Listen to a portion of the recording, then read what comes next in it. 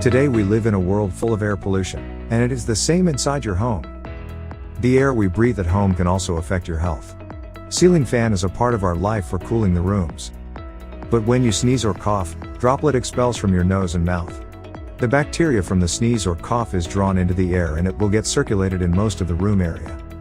When the next person comes into the room, get infected by bacteria. There are lots of harmful bacteria remain in the atmosphere circulating through a ceiling fan. Thus it's important to clean air and surfaces both. When was the last time your home walls and surfaces disinfected? Probably never. It's time to keep you and your family safe and healthy by using Shuddhi to disinfect your home. The delivery methods work incredibly efficiently to get into every corner of the room and kill bacteria in the room.